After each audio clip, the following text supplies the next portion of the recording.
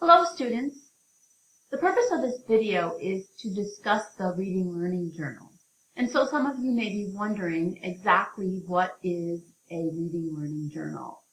And so this is a structure where you would read and take notes and interact in a reciprocal process of sort of engaging with a text with your pen in hand. And so this is a typical activity and a skill that we teach students throughout elementary school, beginning around grade 3. And in the earlier grades, we teach them to sort of take notes with Post-its or interact with the text in some type of way. And so you are engaging in an informational text, and so your Reading Learning Journal will help you capture some of your thinking, it will help you interact with the text, and it will help you with note-taking strategies so that you can support students in the future. So the Reading Learning Journal can be done in various formats. So you can actually use a notebook itself.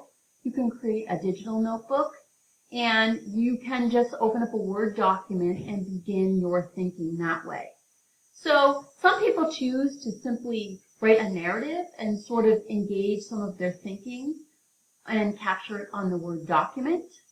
Some people will use a graphic organizer and really structure their thinking in activating their schema. So what do I know about that topic before reading? What am I thinking during reading? And then again, what am I thinking after reading? Some other people choose to use sketch notes. So they'll actually create some type of drawings. They might even create something like you're seeing right now. So this is a type of sketch notes where I'm sort of putting something together to show my thinking. And some people will even use questions in their learning journal so that they might go back to that question later. And so this particular structure we'll be using in class, and you'll also be posting it to Blackboard. But it's sort of a way to engage in a book club where you're really using your notes to be able to engage others in your thinking. So each week as you're reading, you will engage in this process. You'll use it in class, and you'll also post to Blackboard. And so it's really important that you're prepared so that you have your notes to reflect on to engage with your peers in your class.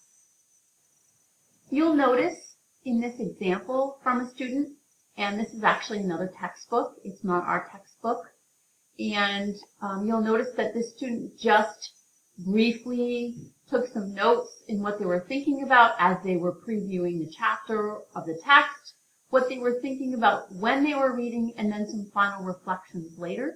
So you'll notice the length of this isn't really very long. It's about a page. There's some bulleted points, sort of captures their thinking in the two chapters. Sometimes it's a little bit more lengthy. Some people choose to do a chapter 1 page. Some people will do a chapter 2 page. So that's completely up to you in the format of how much you write. And so when you're actually posting this to the discussion board, people will have an opportunity to sort of look at your notes, look at your thinking, and then respond.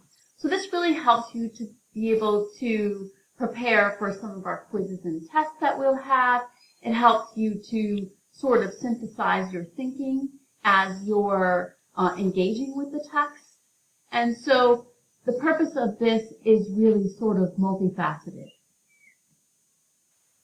You'll notice that this student really sort of engaged with the text, sort of leading with a question, and then sort of wrote a summary, and then wrote some connections after, so things that they wanted to talk about with their peers. So this is just another example.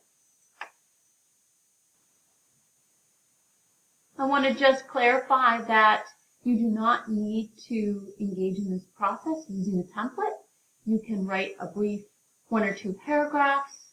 You can create sketch notes. You can bullet points and add questions, as long as you're prepared to engage in small group discussions in the Zoom breakout, or when we meet face-to-face, you can have collaborative conversations with your peers. So there'll be a designated time where we will engage in this task. So the Reading Learning Journal really is helpful.